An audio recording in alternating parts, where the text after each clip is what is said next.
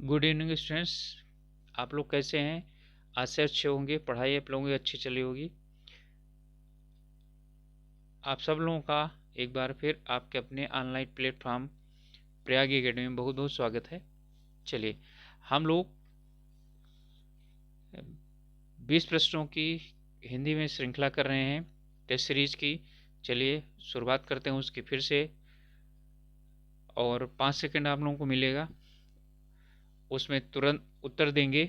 ठीक है, अपना सोच लीजिएगा कौन सा उत्तर है, उसके बाद मैं बताऊंगा तो मिलान कर लीजिएगा। शुरुआत करते हैं। पहला प्रश्न है, संक्षेपण मूल्य पाठ से कितने शब्दों में लिखना चाहिए? आधे शब्दों में, एक तिहाई शब्दों में, तीन चौथाई शब्दों में, दो तिहाई शब्दों में। तो कितने में लिखा जाना चाहिए? एक तिहाई शब्दों में होना चाहिए।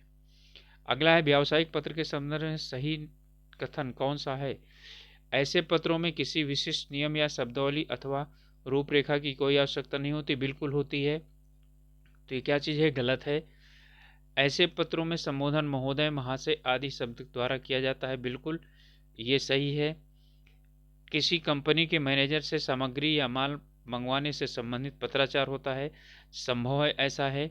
ठीक है, तो इसमें क्या हो जाएगा? 2 और 3 हो जाएगा, एक गलत है। तीसरा है, शासकीय पत्र के संदर्भ में कौन सा कथन गलत है? पत्र के ऊपर पत्र संख्या लिखी जाती है। बिल्कुल सही है। संबोधन महोदय बाईं ओर लिखा जाता है। पत्र के बाईं ओर सेवा में लिखा जाता है। पत्र संख्या के ऊपर तिथि लिखी जाती है। तो इसमें कौन सा गलत है? यही गलत है कि पत्र संख्या के ऊपर तिथि नहीं लिखी जाती, बल्कि पत्र संख्या के नीचे तिथि लिखी जाती है। पत्र संख्या उसमें पत्र में सबसे ऊपर होता है। यदि कोई पत्र सभी संबद्ध कार्यालयों को प्रेषित किया जाता है तो उसे कहते हैं, क्या कहा जाता है? व्यक्तिगत पत्र, कार्यालय आदेश, परिपत्र या अधिसूचना। तो उसे परिपत्र कहा जाता है। अगला प्रश्न है, प्राधिकारी के लिए सटीक अंग्रेजी शब्द कौन सा है? जो है ना, आथर है, अथॉरिटी है, ठीक है, अथवा अलॉर्ड है, या प्रायरेटर है। ठीक है, तो इसमें कौन सा हो जाएगा? प्राधिकारी के लिए अथॉरिटी शब्द प्रयोग किया जाता है। ओके, अगला प्रश्न है, प्रायः निर्दलीय सत्तारूढ़ दल में सम्मिलित होकर लाभ उठा लेते हैं। इस वाक्य के लिए सर्वाधिक उपयुक्त मुहावरा कौन सा होगा? बहती गंगा में हाथ धोना, पांव जमीन पर न रखना, नहले पर दहला मारना, या दो नावों पर पैर रखना। तो इसके लिए कौन सा होगा? बिल्कुल बहती गंगा में हाथ धोना। ठीक है, यही इसका क्या हो जाएगा? उत्तर हो जाएगा। ठीक है, यानी कि मौके का फायदा उठाना इसका अर्थ होता है। जमीन पांव पर न, यानी पांव जमीन पर न होना, अत्यधिक क्या होना? खुश होना, हर्षित होना। नहले पे दहला मारना। ठीक है, इसका मतलब है कि यानी कि बढ़ चढ़ करके, यानी यदि कोई सामने कोई यानी सवाल करता हो तो उससे बड़ा जवाब देना। दो नावों पर पाँव रखना, यानी कि अस्थिर होना, यानी कि दो पार्टियों से लाभ कमाने की बात करती है या अस्थिर की बात करता है। सातवां है, अनुरोध आग्रह शब्द युग्म, यानी कि अनुरोध और आग्रह ये शब्द युग्म है।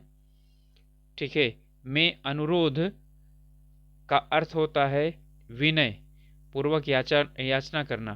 तो आग्रह का अर्थ क्या होता है? अनुरोध का अर्थ होता है विनय पूर्वक याचना करना। तो आग्रह का अर्थ क्या होता है? अधिकार भाव से उद्भूत भावना, अधिकार भावना से सहृदय याचना, अधिकार भावना से स्वीकार करना, अधिकार भावना की कदापि उपेक्षा न करना। ठीक है, तो इसमें से कौन सा होगा? ये दोनों तो होंगे नहीं। ठीक है, यानी कि ये घा और घा ये दोनों होंगे नहीं। अधिकार भावना से उद्भूत होना, यानी उद्भूत का मतलब उत्पन्न होना, तो उत्पन्न नहीं होता, बल्कि अधिकार भावना से सहित याचना करना। अनुरोध और आग्रह, ठीक है, यही है। आग्रह का मतलब आग्रह आप अपनों से करते हैं अधिकार भावना से, ठीक है, और अनुरोध किसी अन्य से करते हैं। समझ में आ गया होगा? ठीक है, चलिए 8वां प्रश्न है, चांद का मुंह टेढ़ा है, इसके लेखक कौन है? यशपाल, नागार्जुन, गजानन माधव मुक्तिबोध या अमृत राय। ठीक है, तो इसके जो वो हैं लेखक कौन है? चांद का मुंह टेढ़ा है की बात कर रहा है, तो चांद का मुंह टेढ़ा है गजानन माधव मुक्तिबोध। रामधारी सिंह दिनकर की रचना कौन सी नहीं है? उर्वशी, रेणुका, रश्मिरथी और स्वर्णधूलि। ठीक है, तो इसमें उर्वशी तो रामधारी सिंह दिनकर की है ही। ठीक है, इसी के लिए इनको क्या मिला था? ठीक है, ज्ञानपीठ। इसके बाद है रेणुका भी है, स्वर्णधूल भी है, रश्मिरथी इनकी रचना नहीं है। अगला है धातु में प्रत्यय जोड़ने पर। ठीक है, धातु में प्रत्यय जोड़ने पर बने शब्द क्या कहलाते हैं? वेरी गुड, बहुत अच्छा प्रश्न है। ठीक है, नहीं धातु में जब प्रत्यय जोड़ा जाए तो वे शब्द क्या कहलाते हैं? विशेषण, कृदंत, क्रिया या तद्धितांत। ठीक है, तो वो क्या कहलाते हैं? तो प्रत्यय दो प्रकार के होते हैं ना, कृत प्रत्यय और तद्धित प्रत्यय। तो जब धातु यानी क्रिया के साथ जोड़ते हैं तो कृदंत बनते हैं, उन्हें कृत प्रत्यय बोलते हैं। और जो शब्द बनते हैं उन्हें कृदंत, और जब क्रिया के अलावा कोई दूसरे बनते हैं तो उन्हें बोला जाता है तद्धित प्रत्यय, और उससे बनने वाले तद्धितांत। तो आपको इसका उत्तर हो जाएगा कृदंत। ओके, अगला प्रश्न है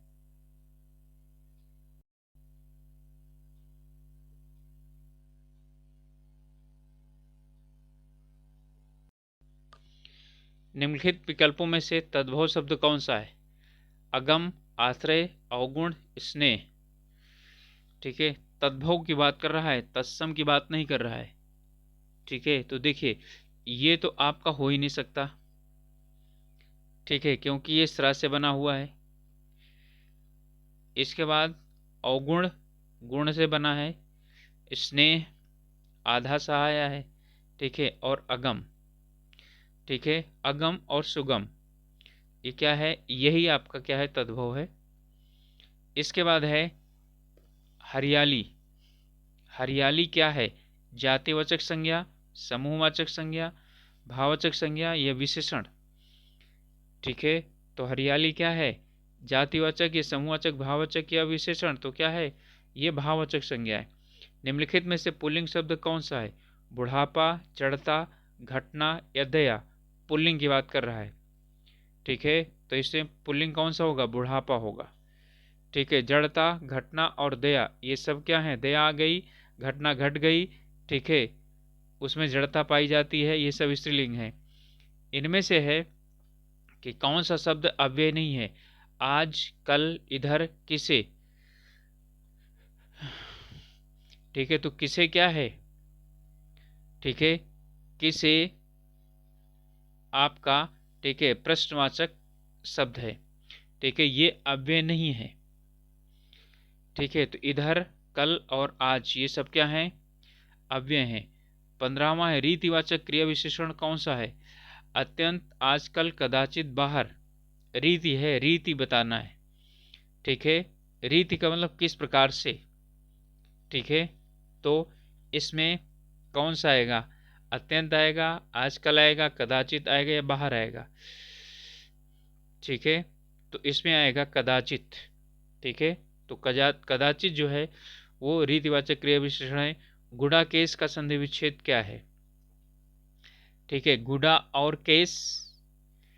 ठीक है, या गुड़ा के ईस और गुड़ा का और ईस, या गुड और ठीक है आकेश। तो इसमें बताइए ठीक है कौन सा सही होगा इसका। ठीक है, देखिए गुड़ा केस है।